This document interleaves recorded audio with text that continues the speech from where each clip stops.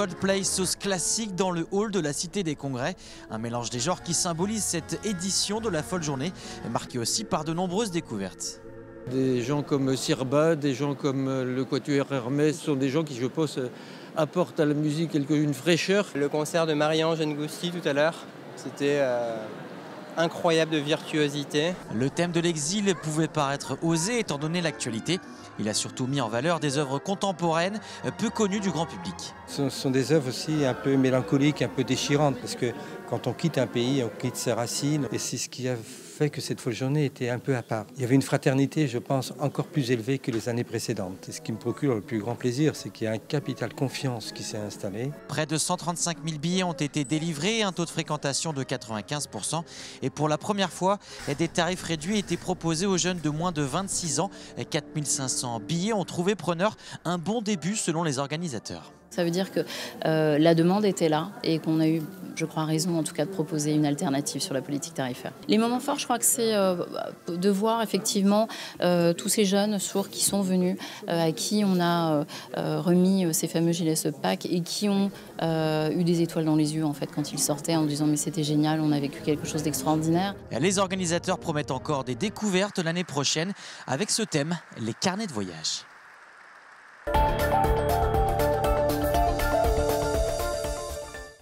Ils sont de retour un an après le mondial de hand masculin.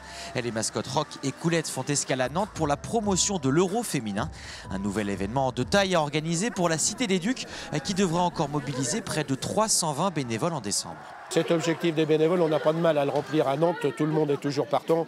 On le voit d'ailleurs sur les matchs du H ou du NLA. Ils ont toujours assez de monde. Par contre, maintenant derrière, il va y avoir un travail de fond pour que le grand public appréhende le produit. Malheureusement, c'est vrai que le handball féminin n'est pas assez reconnu, malgré les résultats de l'équipe de France. Communiquer, essayer de faire en sorte que les salles soient pleines, conquérir notre public handballeur. La fédération compte notamment sur les locomotives que représentent les clubs professionnels nantais pour remplir le hall XXL. Et puis en cas de qualification pour le tour principal, l'équipe de France jouera à Nantes. Un rendez-vous forcément particulier pour les récentes championnes du monde du NLA. On en parle beaucoup et on est très contente aussi d'avoir ramené cette médaille et qu'on fasse la promotion de cet Euro 2018 en France. On a envie de bien faire sur notre territoire. Après, il faut continuer à bien travailler dans nos clubs. C'est vrai qu'il y a un public de connaisseurs qui de plus en plus apprend à apprécier. Donc c'est légitime et logique que la fédération donne la chance à Nantes d'organiser ce genre d'événement. Ce samedi soir, c'est d'ailleurs le NLA qui l'a emporté à la toute dernière seconde face à Fleury. Peut-être un avant-goût des soirées hand à suspense déjà annoncées à Nantes à la fin de l'année.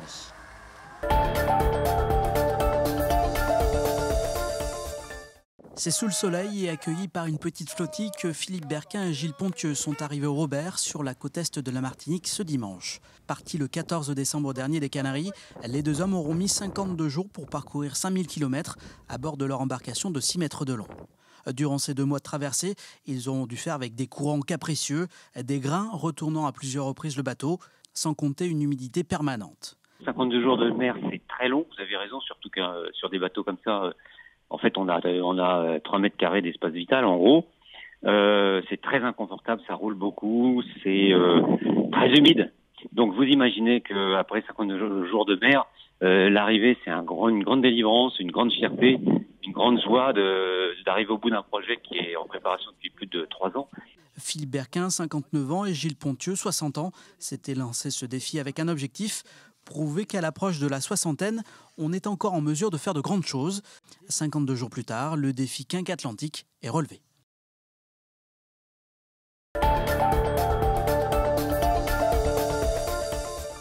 Sur le mont Fuji, tu mettras ta tête contre mon épaule. Ah oui. Tu prendras ma main dans ta main. Ah oui, ah oui. Ils s'appellent Mathilde, Georges, Judith ou Alfred. Ils sont surtout 2 êtres humains qui parlent et vivent d'amour dans une parole lancinante, incessante. L'idée, c'était de confronter aussi nos 2 rapports à ça dans la vie, enfin chacun. Donc déjà, ça raconte une autre histoire, une 3e histoire. On parle d'amour différemment parce qu'on a construit notre discours sur l'amour à 2. On a dû comprendre la vision de l'autre, ce jeu-là de nos 2 rapports à nous, intimes à l'amour, créer le jeu et créer le théâtre. Il aura fallu 3 ans et demi de maturation à ces 2 auteurs-interprètes qui se sont rencontrés à Rennes sur les bancs de l'école du Théâtre National de Bretagne. De passer sur un plateau de théâtre en tant qu'interprète et d'employer ces mots-là, on a toute la légitimité de couper, de réécrire, de bouger des choses. Donc ça crée un défi aussi, une énergie qui est très différente de quand on est dirigé par quelqu'un d'autre. Là, c'est nous-mêmes. Autre défi à relever, intégrer la musique live du groupe Selman Belinsky comme une caisse de résonance aux mots. Ça accompagnait bien leur logorée incessante, qui est une sorte de boucle, et nous qui faisons une musique répétitive qui a un peu ce truc-là. Donc c'était le pendant musical un peu de tout ça, ouais. C'est presque un personnage supplémentaire. C'est aussi des moments de la pièce où la musique live du groupe est dénudée de texte et de tout le reste. Et pour l'occasion, un tarif amour a été prévu, de quoi inciter les détenteurs de la carte TU à venir accompagner.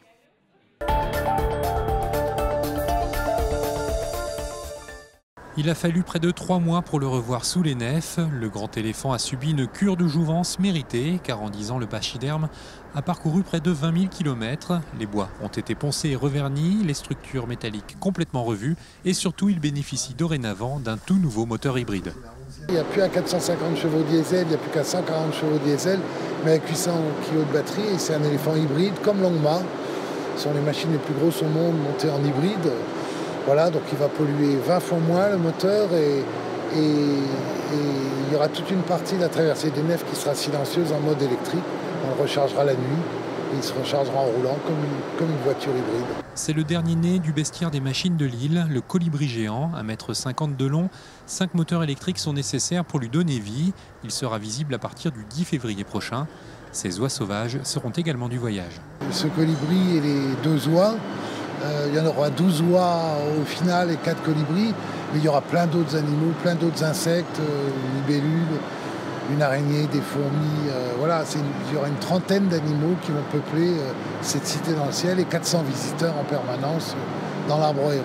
Autre nouveauté dans la galerie des machines en 2018, une grande maquette à l'échelle 1/5 de l'assemblage tronc, branche, étai, racine du futur Arbrehéron, dont les premiers visiteurs sont attendus printemps 2022.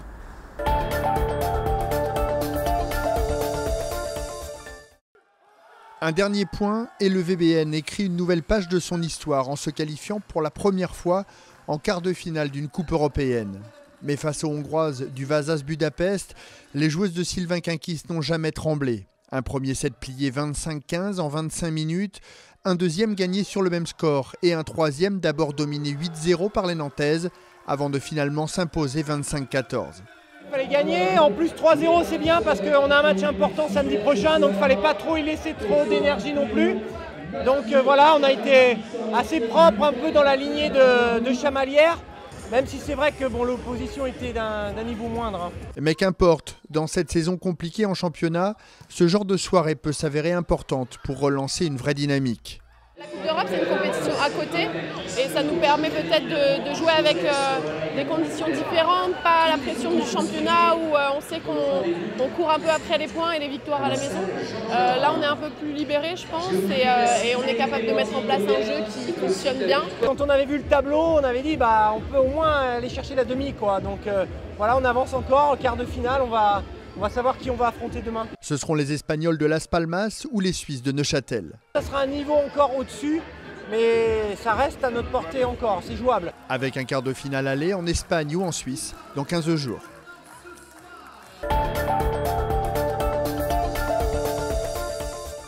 Pas la gastronomie française, c'est pas aussi varié, mais on peut quand même varier ses repas. On peut avoir soit du cochon, soit du porc, soit du... La gastronomie cubaine, la culture, les lieux à visiter, les hébergements bien sûr. Un voyage comme celui-ci, ça se prépare dans les moindres détails et ça s'anticipe car Urban Voices a vu les choses en grand dans 8 mois précisément en octobre. 450 choristes s'envoleront pour la Havane à la découverte de la rumba traditionnelle cubaine. La rumba, c'est une musique un peu comme le blues. C'est une musique profane, c'est une musique d'improvisation et c'est une musique qui raconte la vie de tous les jours. Alors j'en parlais tout à l'heure, on raconte l'amour, on raconte les difficultés. C'est vraiment le blues cubain, quoi. Et c'est une musique fabuleuse à découvrir. c'est une musique de fête aussi. Là-bas, les choristes d'Urban Voices découvriront une culture et ils monteront aussi sur scène une autre atmosphère, une autre ambiance, avec l'objectif de renforcer les liens dans ce groupe. À chaque seconde, les gens vont être dans l'ambiance de la rumba, avec le climat, la lumière de la Havane est magnifique, le fait de parler espagnol.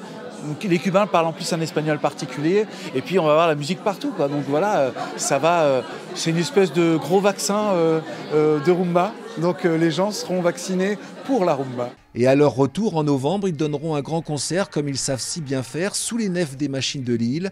Après 7 ans d'existence, Urban Voices renouvelle son concept et les choristes sont au rendez-vous. Désormais, ils partiront chaque année en voyage, en découverte culturelle.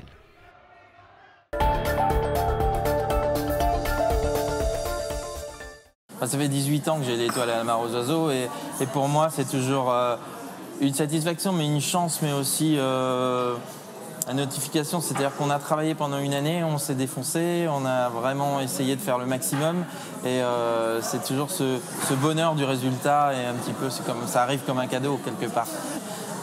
J'ai été invité lundi parmi des chefs, il y a eu des deuxièmes étoiles de remise, on n'était pas tant que ça invités. Je pense que c'est peut-être un bon signe et en tout cas j'ai envie de le prendre comme ça et j'ai envie de me dire allez, l'année prochaine rendez-vous au même endroit quoi, et à la même heure avec peut-être 2, on va voir.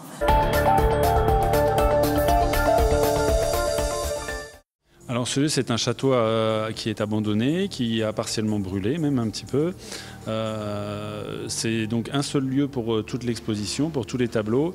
Je l'ai choisi par rapport surtout au support sur lequel j'ai imprimé. Le support du bois, la palette, où dans le château, le château est construit de beaucoup de bois, il y a la nature qui reprend sa place dans le bâtiment, et je trouvais ça sympa justement d'imprimer ça sur du bois et sur un support qui est vivant. Il y a de plus en plus de personnes qui semblent s'y intéresser en tout cas, mais encore une fois, parfois juste pour aller se balader ou juste pour aller découvrir le lieu, pas spécialement en photo. Il y a aussi beaucoup de gens qui font de la photo et qui font de l'urbex, de plus en plus même j'ai l'impression, mais c'est peut-être aussi parce que je m'y intéresse de plus en plus et que j'en découvre de plus en plus. Alors on prend le risque de se blesser ou peut-être un petit peu plus, les lieux sont souvent un peu dangereux, il faut faire attention où on marche principalement, donc effectivement il y a un petit côté dangereux, c'est pour ça qu'on y va régulièrement à plusieurs, au moins à 2 au cas où il se passe quelque chose, mais jusqu'à présent tout va bien.